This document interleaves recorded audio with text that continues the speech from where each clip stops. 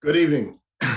This is a really special moment for the Atlantic Council and for me, as we're about to host three friends of the Atlantic Council, three of the most brilliant people I know, Elliot Ackerman, Admiral James Stavridis, and Michelle Flournoy, for a discussion not about a lengthy report, not about a white paper or a new policy memo, but about a novel, 2034, a novel of the next World War, or the next World War we want to avoid. But we'll get to talking about that in a minute. I'm Fred Kemp. I'm President and CEO of the Atlantic Council. We deal in the arts a lot at the Atlantic Council, at our Adrian Arsht Rockefeller Foundation Resilience Center. We've hosted our artist in residence, Anna DeVere Smith, whose inaugural episode brought to life the experiences of healthcare workers from the front lines in the earliest days of the COVID-19 crisis. She's doing this work for us. You may know her from West Wing. Our Forward Defense Initiative has worked with authors, has highlighted narrative fiction, the creative arts, because we think that this is a powerful way to tell the stories of our time. The advanced language promotion of this book is astonishingly accurate.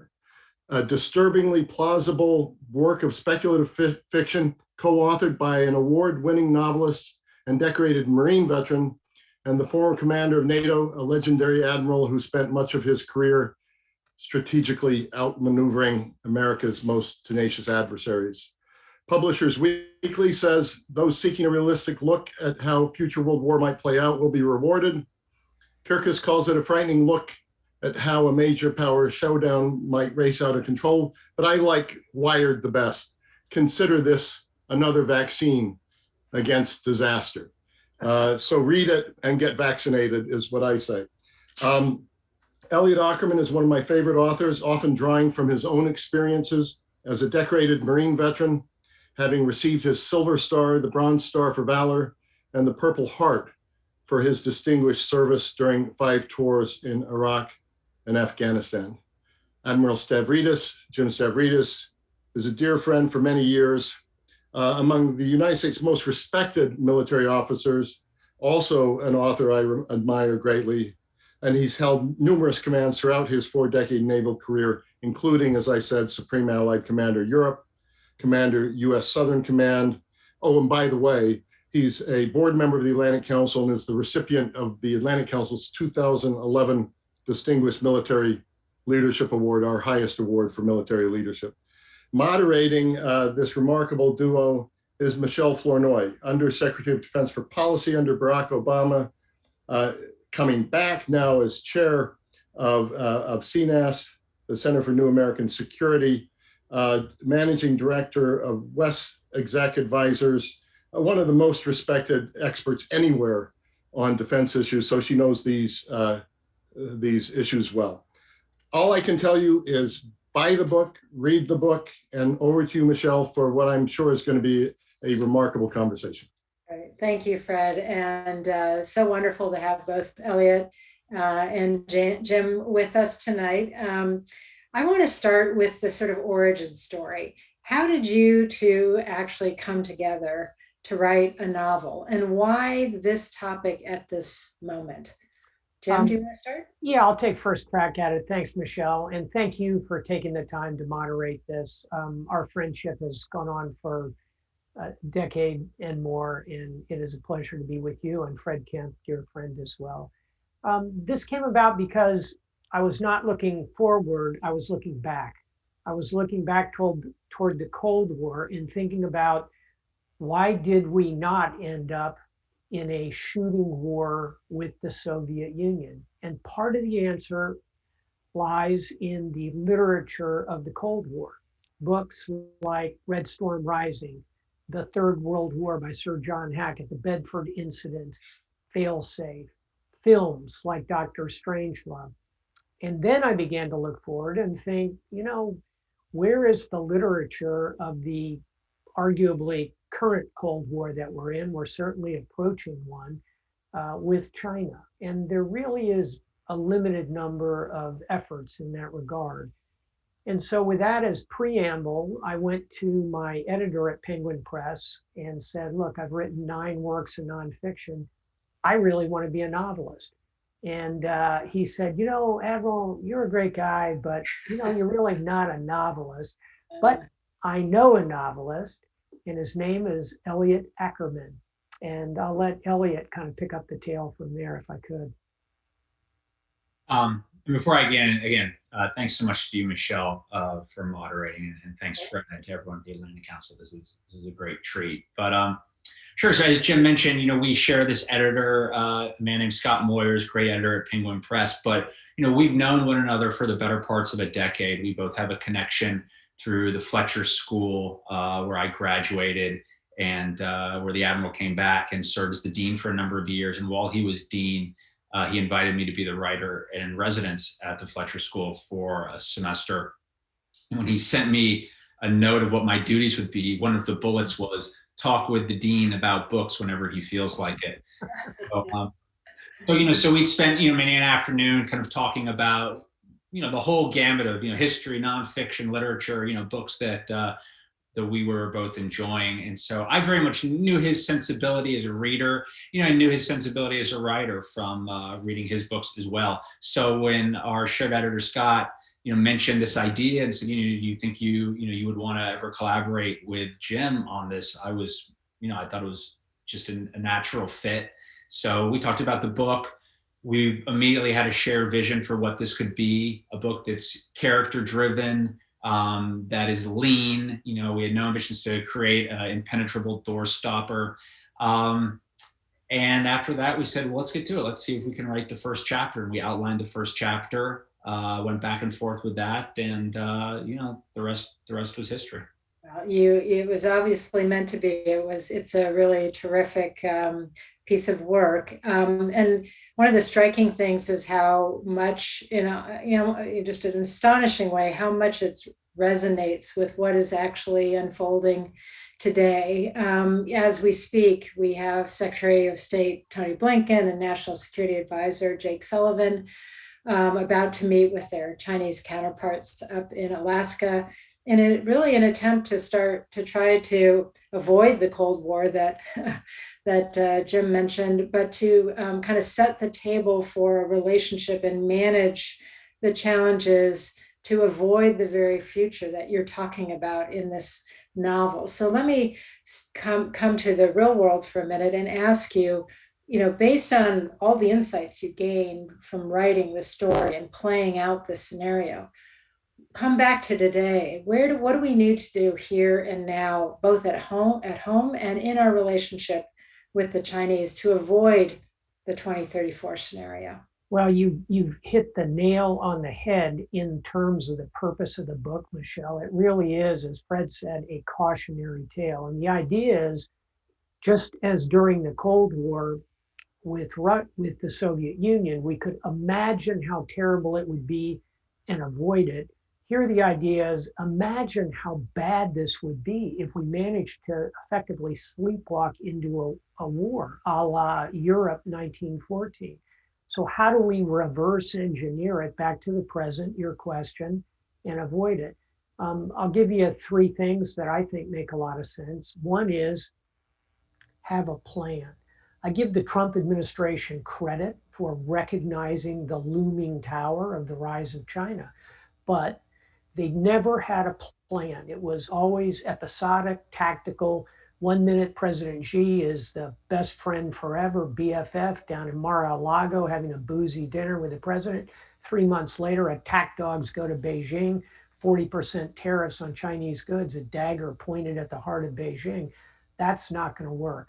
So point 1, have a plan, have a strategy, something I learned from Undersecretary of Policy Michelle Flournoy in our interactions when you were in that position and I was secretary. You always said, what's the plan? Where are we going? Where's the strategy?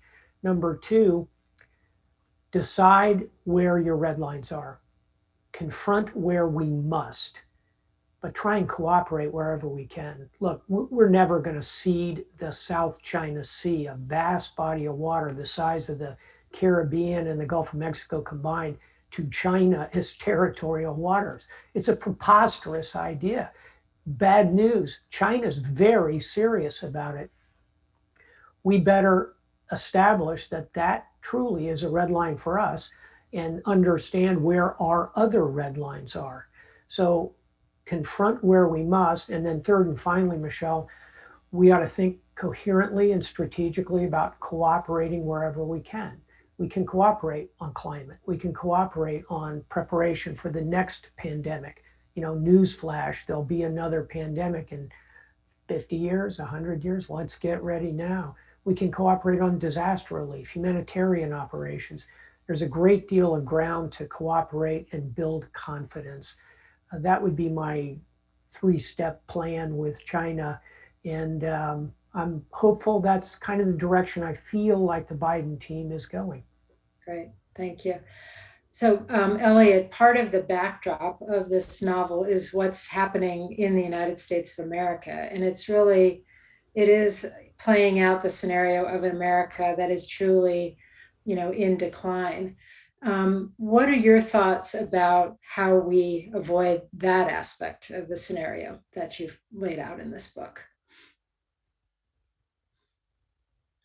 I think you're muted. One of the features of 2034 is the presidency, obviously, and the president in 2034 is a woman, which is, I think, unremarkable. I'd be shocked if by 2034 we hadn't had at least one woman who is president of the United States. But I think what's maybe more surprising is that president is a political independent, that the Republican and Democratic parties by that point will have become so ossified that the lane will be clear for an independent leader to emerge in the United States outside of our traditional party structure. And I think, too often as Americans, we sort of fall into this complacency where we believe that somewhere in our founding documents, it's written that there must be a Republican and Democratic party. And yet we forget that our first president was our first and only independent president, George Washington. And when he left office, he warned against what he called factions, which we today call parties.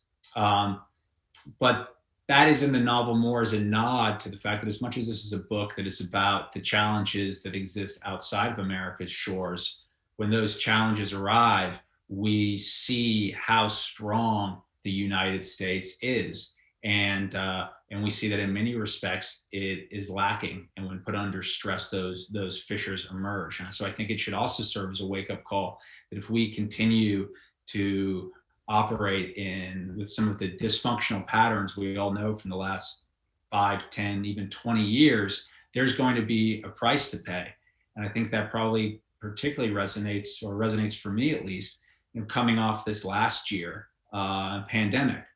I look at the seminal event of my younger life, which was 9/11. That was a moment where, at least immediately afterwards, the entire country came together. The country has not come together as I think many of us would have hoped during this past year. It's actually been an incredibly divisive year. And now that we're on the other side of it and people are out getting vaccinated and the sun is starting to shine a little bit, maybe this is the time to pause and say, hey, we need to get our house in order so that if we ever face a threat like this again, we're able to meet it with unity instead of with division. Yeah, good, very important message. Jim, I want to come back to you. As the scenario unfolds, the military scenario in the book, there's just all kinds of moments of miscalculation where the countries and the players are misreading each other. They're misreading, the situation. And, there's so many historical cases where miscalculation plays a role in escalation. What are the things we can do to reduce the risk of miscalculation, particularly between, let's take the US and China for starters? Yeah, and just to lay a ground pattern here, go back 100 years ago to World War I. This is a massive miscalculation by nations that are intertwined by blood and treasure. The economies of Europe are interwoven. The Queen Victoria is her nephew is the Kaiser of Germany, yet they stumble into the Thucydides trap of rising power confronting an established power, which does so often lead to war, to no one's advantage. So, moment of practical thought. Number one, establish modalities for communication at the highest levels, the hotline theory. And, certainly we have lots of ways we can pick up the phone and talk to China. But is there really a hotline between President Xi and President Biden? I don't think there truly is. We had that during the height of the Cold War. You see it in Dr. Strangelove. I'd say we ought to examine that. Number two, related to it, let Xi and Biden get to know each other. Let's have that kind of personal understanding. I think that can be part of hitting pause in a crisis when you actually know the other person. Number three, and Michelle, you'll remember this, as I do certainly from the Cold War, the agreements that we had about, for example, naval ships operating together, the so-called Ink Sea agreements between the US and the Soviet Union that were very practical. Don't drive your warship, within 5,000 yards of my warship. Never shine a fire control radar on me. Don't fly your aircraft lower than 5,000 feet or 10,000 feet. We can argue about those modalities, but have some practical instances. And fourth and finally, build some confidence, take some easy wins, have the USNS Mercy, the West Coast hospital ship of the United States, go out and operate with the Rainbow Ark, the hospital ship of China, have them go together to a relatively neutral location, conduct humanitarian work together, respond to a disaster. I'll give a fifth and final track to diplomacy, university to university, retired military officers to retired military officers, cultural connections. My son-in-law is Chinese American, Dr. Jimmy Wang. How do we leverage the Chinese American community to help us communicate, engage with China? So there's a few ideas to get us started. Yeah. So that really important ideas about communication and so forth. But I guess I'd like to come to, and this is for whoever wants to jump in. There seems to be a really persistent narrative of U.S. decline in Beijing. It started actually with the financial crisis, when they thought that was the moment when we were going to be down and out. We weren't getting up again. We obviously proved them wrong. But when if you were in Beijing in November, December timeframe, you would be just seeing on the nightly news tape after tape of the protests that became violent, and then in January the insurrection. This sense that the United States hasn't handled the pandemic well, the economy is hurting, politically we're polarized and in chaos, and they really use that as propaganda, obviously, to discredit the democratic model, in the eyes of their citizens. But my worry sometimes is, what if they actually start really believing that? You talked about red lines and the importance of capability and communication, but what if they really just underestimate what our resolve and our capability to actually defend our allies and our interests? Yeah, I think we have to communicate to them. Establishing red lines is not establishing red lines and keeping them secret. Establishing red lines is ensuring the other side understands what is really a red line, then backing it up. When you fail to back up a red line, and I can give you a dozen examples where we have not, miscalculations follow. I think secondly, in our communication with China, we need to simply demonstrate the extremely powerful hand of cards that this nation possesses. I'm not a declinist about America. I'm not a triumphalist. I don't think we need to run the world, but our best days are still ahead of us. And the reasons are not philosophical, they're practical. We have an enormous land area, endless arable land, fresh water, timber, minerals, rare earths. We have a vibrant young population. People want to come to the United States. No one is knocking down the doors of a Chinese embassy trying to emigrate there. Whereas you go to any embassy in the world, you'll see lines out the door of people who want to come to the United States. Our population is young, it is vibrant. Our university system, 40 of the top 50 universities in the world are where? The United States of America. Do we have problems? Yeah, we do.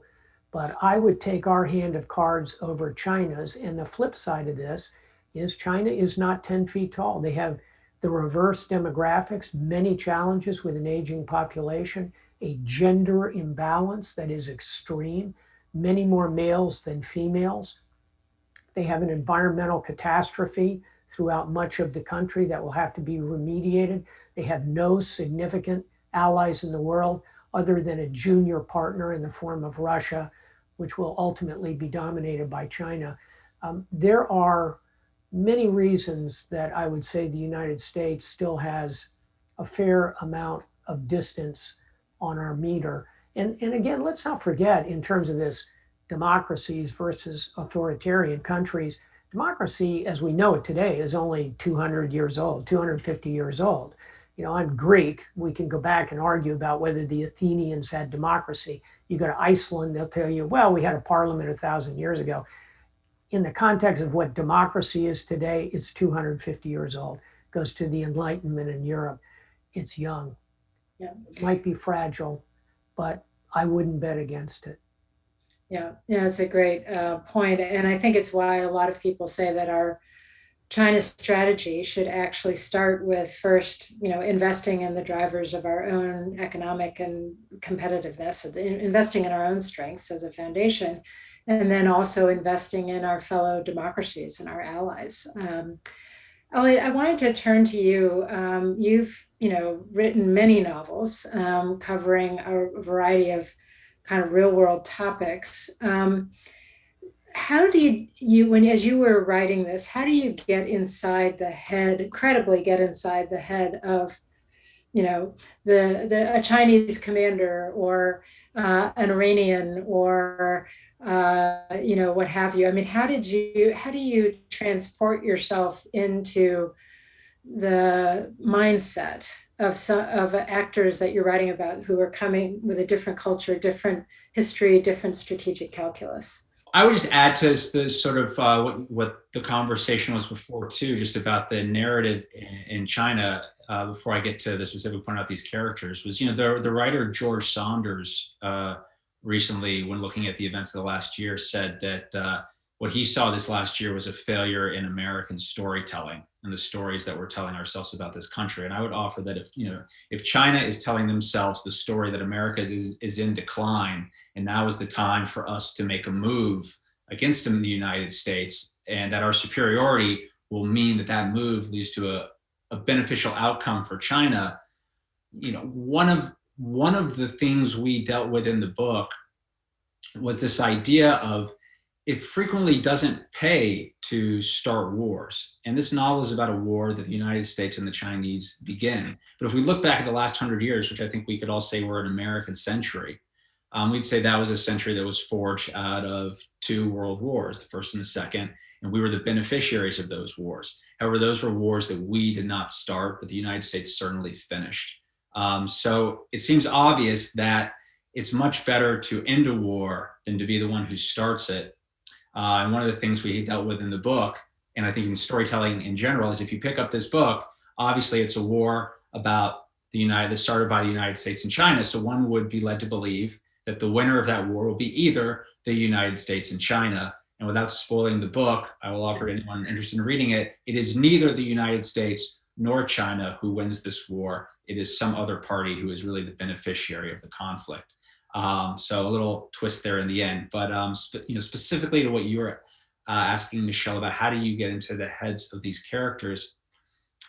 It's funny, sometimes people will say to me, like, Elliot, it's so odd that you had this military career in the infantry and special operations, and then you sort of ran off into the arts as though I was sort of going to join the circus.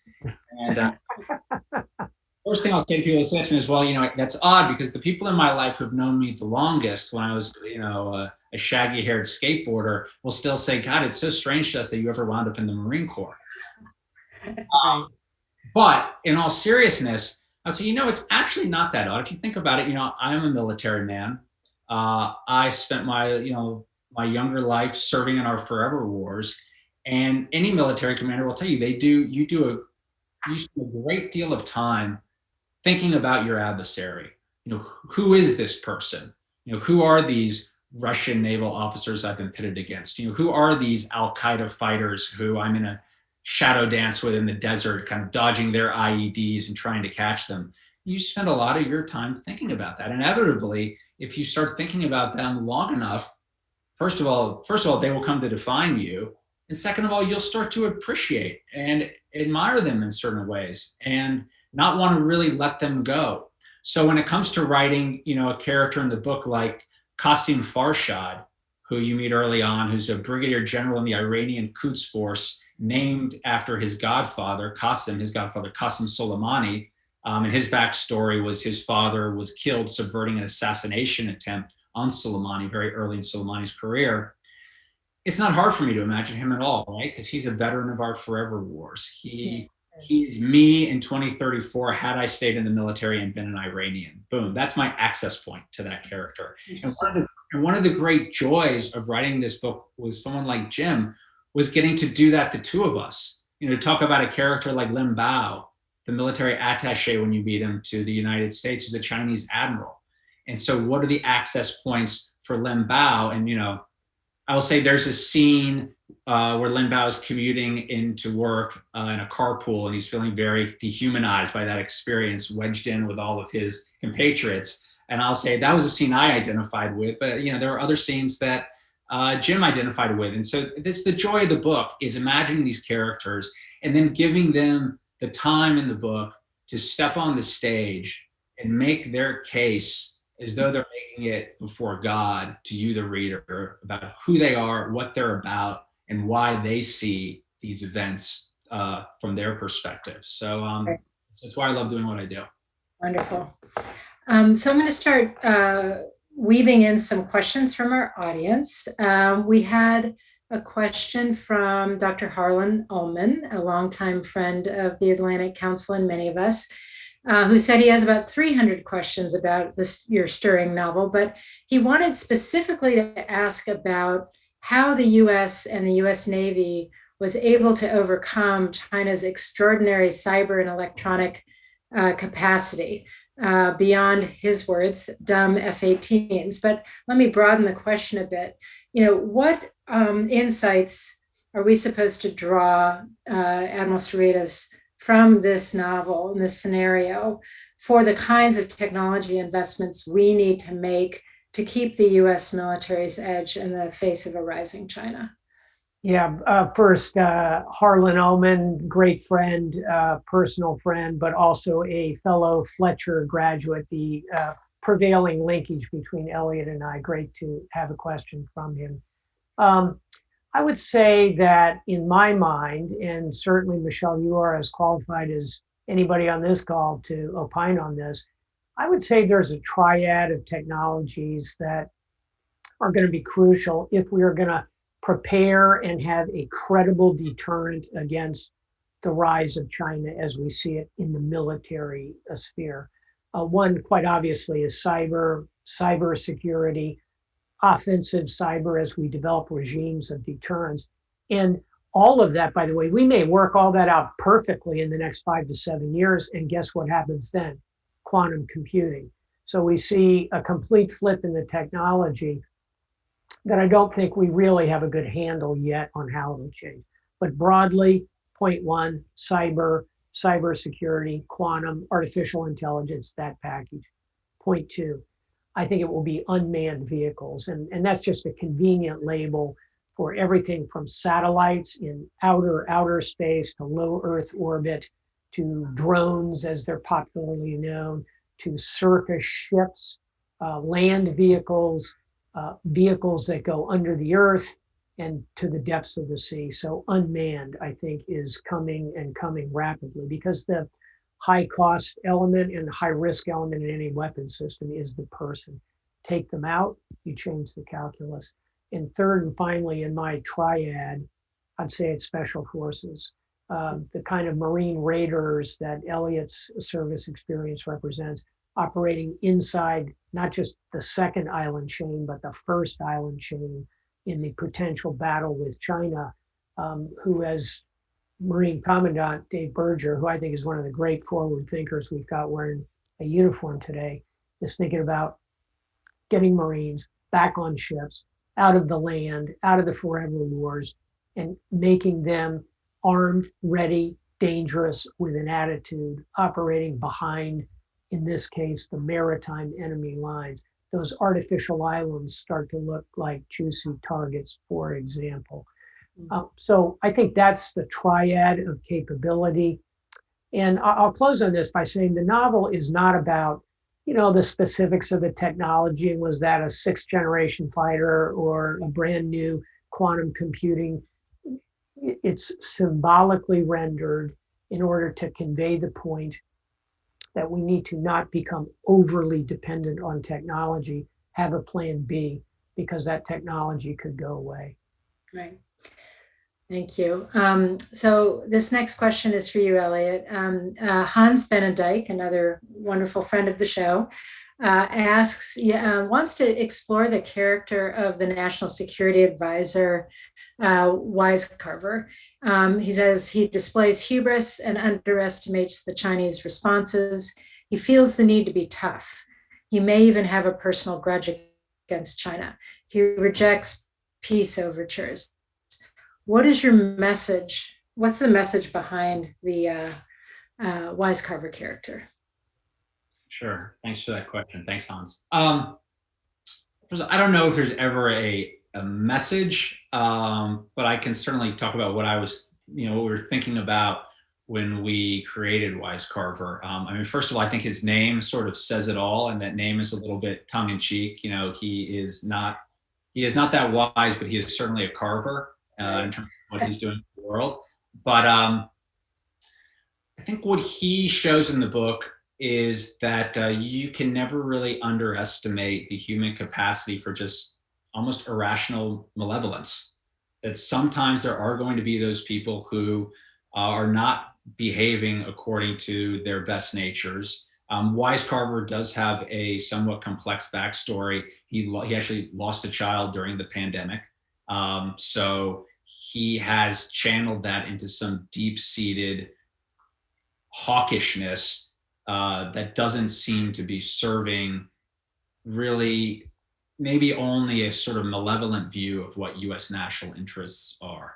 And so he is sort of thrown into the narrative mix, almost like a bit of a wild card. And I think if we look back at history, it shows there are oftentimes those wild card figures who take the story in strange directions. And that's certainly what Wise Carver does. Can I add a point, which is just Elliot and I have both worked on the NSC staff. I've worked at State. I had 6 tours in the Pentagon.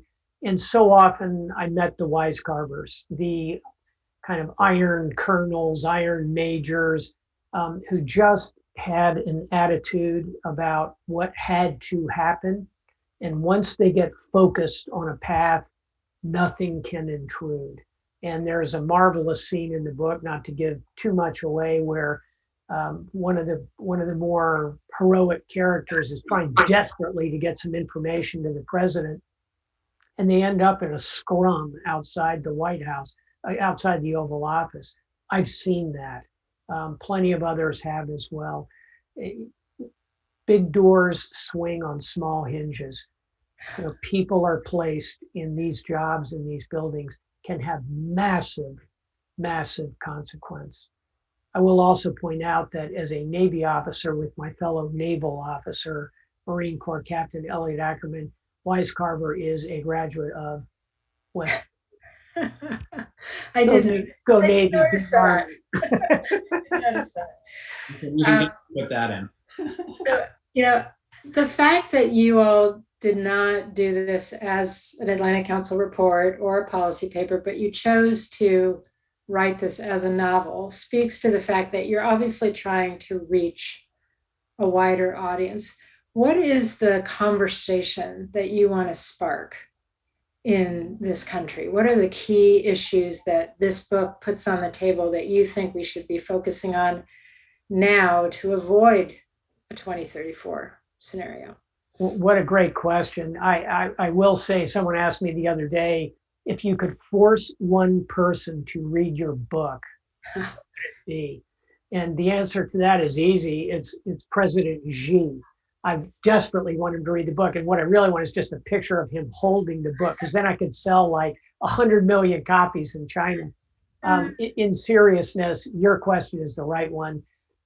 What are we trying to spark here? For me, I'm sure Elliot has a view as well. For me, it's the cautionary tale that we need to move carefully here and not miscalculate, not overreact, construct a strategy to deal with the rise of China in order to avoid a conflict. And number three, we've got to maintain a technological edge if we are going to be competitive with China, because they are moving out very cleverly. Elliot, did I miss? I would add, the Marine Corps taught me that the definition of war is a contest between two opposing wills, and those wills are human wills.